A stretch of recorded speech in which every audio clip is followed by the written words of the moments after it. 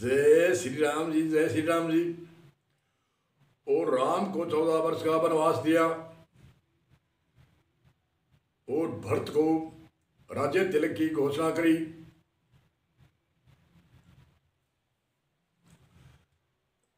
दशरथ जी ने और ननियाल से भरत को बुलाया, उसको राज तिलक देने के लिए कहा भी राज तिलक सिंहासन पर आओ। भरत ने तो नस्ल आई, अरे कौन है जो मुझको राज दिया और राम को वनवास देने वाला कौन है, मैं राज तिलक नहीं दे लेता हूँ।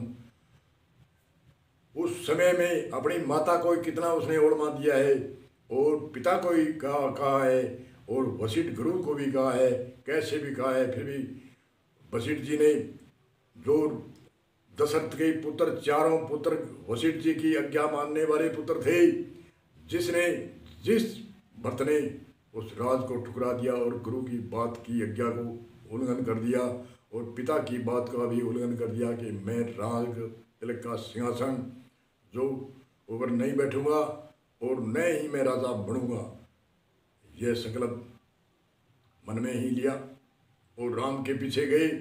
और राम के पीछे जा करके लंबी चौड़ी कहानी है, रोचक ज्ञान में कितना भी बढ़ा सकते हैं, परंतु शॉर्टकट में कहते हैं कि राम के पास भरत गया और राम ने के पास जा करके भरत ने कहा ये राज्य आप लो और वनवास मैं जाता हूँ, आपके बदले में कोई दिक्कत नहीं, मैं राजगद्दी पर नहीं बैठूंगा। लंबी चौड़ी गाथा है, रोचक ज्ञान की, भयानक ज्ञान की। तो राम ने कहा ये राज्य आपको लेना है, आपको 14 वर्ष तक करना है।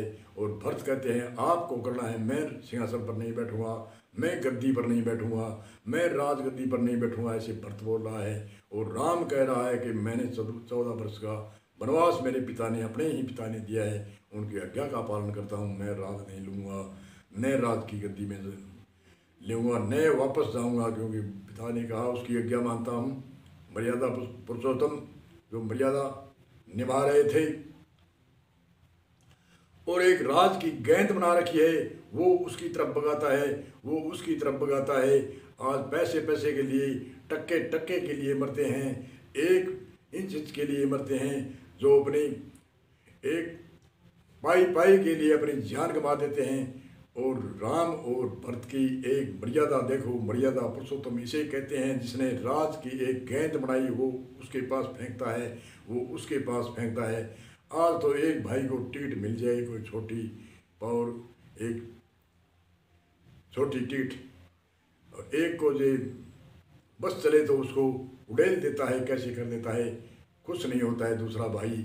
और वो भाई जो राम और भरत की मर्यादा को देखने वाले, उसकी गरिमा को हम देखें तो हमारे आंसू बहने लगते हैं। अरे ऐसे भी भाई कितनी मित्रता, जो एक तो राज, पूरे अयोध्या का राज, जो एक ऐसे नहीं, आज तो 5 साल के बाद में दूसरे का राज्य, वो राज्य ऐसा नहीं होता था, वो पीढ़ी दर पीढ़ी राज, जो 14 वर्ष भी थोड़े नहीं होते, आज एक 5 वर्ष के लिए भी क्या कुछ बोल देते हैं, क्या कुछ भाषा बोल देते हैं।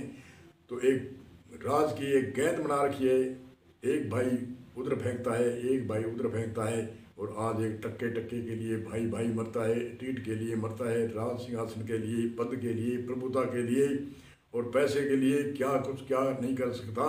इसलिए रामायण को इसलिए पढ़ना चाहिए। रामायण में एक मर्यादा पुरुषोत्तम राम थे, और जितने भी राम की चर्चा तुलसीदास जी ने लिखी है, सभी हमारी भारतीय संस्कृति के अनुकूल लिखी है, हमारे संस्कारों के की प्रेरणा मिलने वाली है। हमारे जो जन्म से लेकर के 16 संस्कार है, उनका भी अनुमोदन है। और संतों ऋषि मुनियों की भक्ति योग, ज्ञान योग, कर्म योग, अनेक तरह की एक मर्यादा, हर मनुष्य को मर्यादा पर इशारा किया है। चाहे पति भर्ता की मर्यादा हो, चाहे पति की मर्यादा हो, चाहे स्त्री की मर्यादा हो, चाहे बालक बालिका वर्द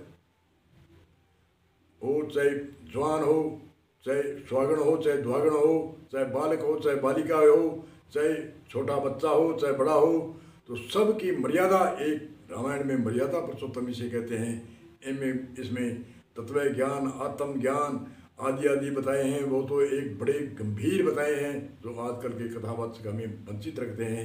चलो कोई बात नहीं, वो वंचित रखते हैं, वो उनकी 70% ऐसे हैं जो अपनी जीविका के लिए कथा करते हैं, 30% कहते हैं उनकी सुनने वाले बहुत कम है। इसलिए रामायण हमें सुनना चाहिए। हमारे रामायण एक मर्यादा पुरुषोत्तम ग्रंथ है और बड़ी नर्मता का ग्रंथ है, किसी पर टीका टिप्पणी करने वाला ग्रंथ नहीं है।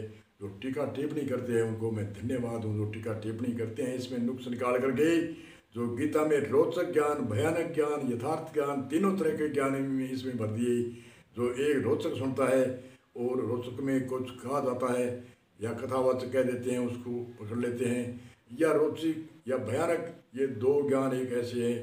3 तरह का ज्ञान है, रोचक ज्ञान, भयानक ज्ञान और यथार्थ। रोचक और भयानक में कुछ न कुछ हो सकता है, बड़ा चढ़ा के कह सकते हैं, पर तो यथार्थ ज्ञान ज्यों का त्यों कहना पड़ता है। इसलिए चाहे कोई भी ग्रंथ हो, रामायण हो, चाहे गीता हो, चाहे वेद हो, चाहे ऋषि मुनियों का कोई भी हो, यथार्थ ज्ञान सब ऋषि मुनियों का एक है, एक है, एक है, पुरातन है, सनातन है, सबका एक समान है।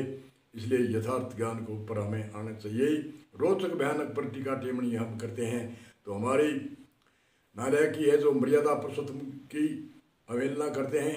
तुलसीदास जी ने कितने त्याग तपस्या करके, कितने दिनों से जो त्याग तपस्या करके पेड़ों के नीचे बरसात की मौसम में झुग्गी झोंपड़ी में जो संत इतिहास लिखते हैं, उनको कोई टारगेट नहीं मिलता है, उनको कोई डिग्री लेने की, प्रभुता पद लेने की, या कोई उनको सम्मानित करने की उनको भावना नहीं होती। मुझे कोई सम्मानित करेगा, वह जनहित के लिए, मानव हित के लिए, समाज के लिए, भगत के लिए, कल्याण के लिए, और यही भाषा बोलते हैं। सर्वे सुखी रहो, सभी धनवान हो, सभी का कल्याण हो, सभी का उद्धार हो, ऐसी तो भावना है संत ऋषि मुनियों की। और उन ऋषियों पर हम टीका टिप्पणी करते हैं। धन्य है हमारे देश के अंदर करने वाले को। इसलिए यही इस सूत्र को विराम देते हैं। बोलो जय श्री राम, जय श्री राम, जय श्री राम।